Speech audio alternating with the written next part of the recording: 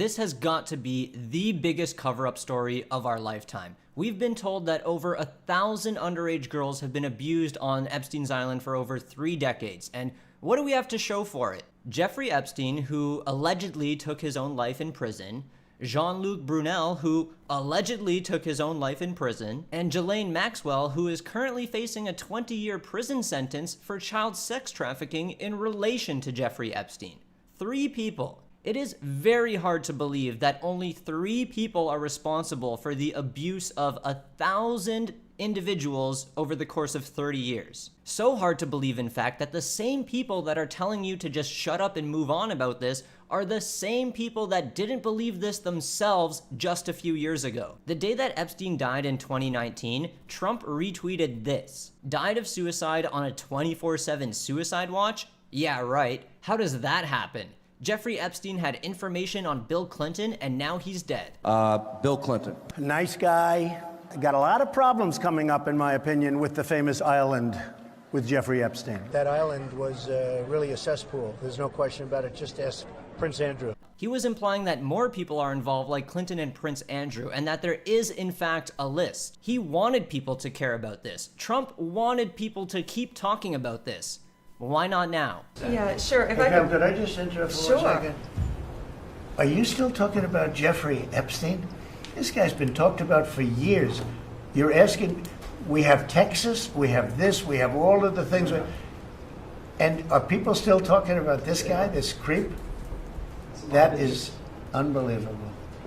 Do you want to waste the time, and do you feel like answering? I don't mind answering. I mean, I can't believe you're asking a question on Epstein at a time like this, where we're having some of the greatest success and also tragedy with what happened in Texas. It just seems like a desecration. Are you actually still talking about this? We have all these other tragedies going on, so many things to be concerned about, and you're still talking about this Epstein guy? Are you really that big of a loser? Don't you have any hobbies or something? Geez, like, go outside for Christ's sake. Get a life. This has to be the biggest gaslighting attempt in history, and it's appalling that the President of the United States thinks we're stupid enough to just let it slide. Imagine you've got this really nice car that your uncle is always begging you to let him take out for a drive.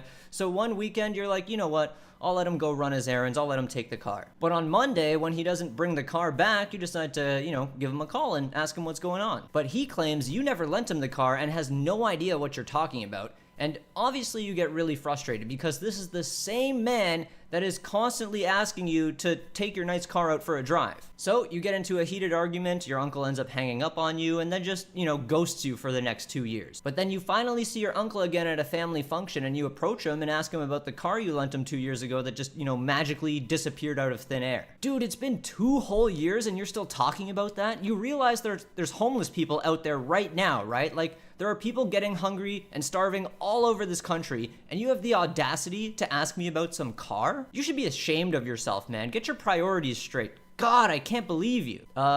Yes? What the hell does homelessness have to do with the car I let you borrow? You still haven't explained what the hell happened.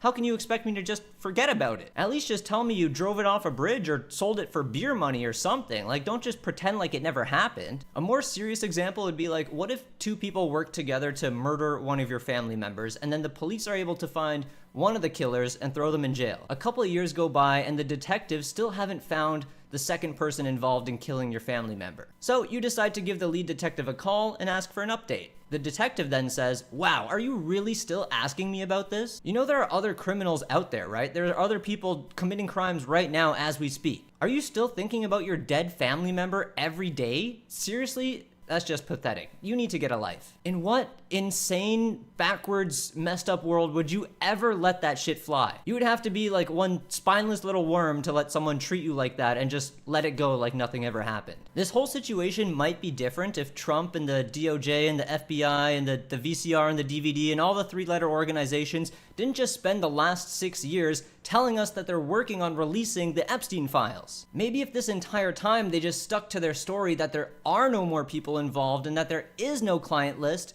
maybe if they kept shoving that story down our throat for the last 6 years, then this topic would be dead like Epstein.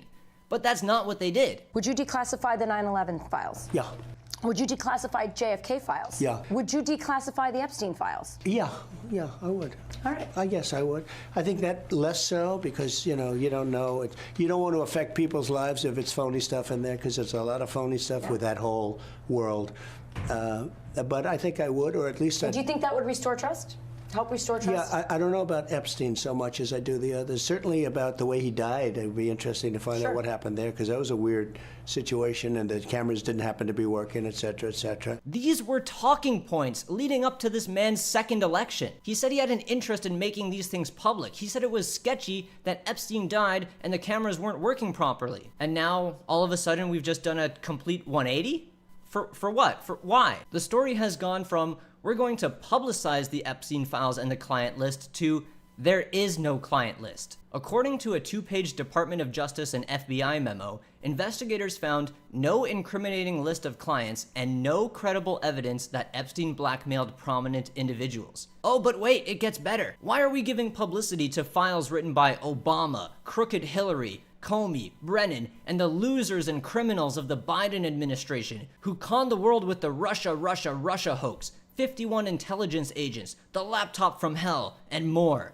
They created the Epstein files, just like they created the fake Hillary Clinton Christopher Steele dossier that they used on me, and now my so-called friends are playing right into their hands. Yes, so first it was, we are working on releasing the Epstein files and the client list. And then it was, actually, there is no incriminating list of clients. And now it's finally, these Epstein files were fabricated by Obama, Hillary Clinton, and other losers and criminals that you should just stop talking about. So what is it, Donald? Do they exist or not? Should we care about them or not? There are over 300 gigabytes of data containing video footage from the Epstein Island. There are flight logs and client lists with dozens, if not hundreds of names of people that were involved with Epstein in one way or another. More people need to be held accountable for what happened to hundreds, if not thousands, of little girls over the span of 30 years. It is unacceptable that the only people who have been prosecuted for this are Epstein, Jean-Luc Brunel, and Ghislaine Maxwell. The President of the United States is a senile 79-year-old man who socializes and talks like a 5th grader. The first time he ever expressed interest in running for president, one of his loved ones should have, came and grabbed him and been like, all right, Gramps, let's get you back inside,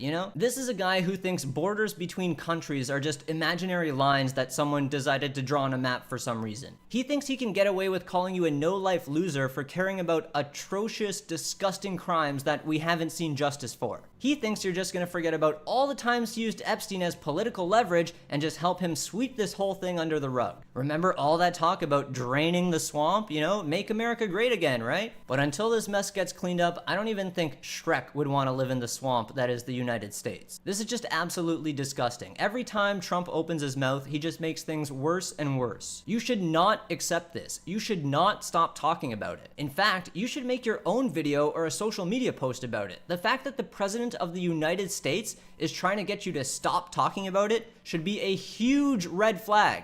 Everybody needs to be talking about this. I've been a Canadian citizen for my entire 33 years on this planet, and here I am, talking about this. This is about so much more than American politics. This is about justice for hundreds, if not thousands, of little girls that were abused and taken advantage of by the wealthy people who run this world. Now, if you don't know how to make your own YouTube video or just don't feel like turning on a camera or a microphone, that's fine. I totally give you permission to download this video and re-upload it. Go ahead. I promise I will not copyright strike your video or try to take it down in any way. If you really want to, spread this message, just download my video and repost it. I don't even care if you give me credit or not. I mean, I'd obviously appreciate it, but that is definitely not the point here. Anyways, this whole situation has just been absolutely appalling, and I really hope people do not stop talking about it until we get the answers and the justice that we deserve. I hope you had a great day, and thanks for watching.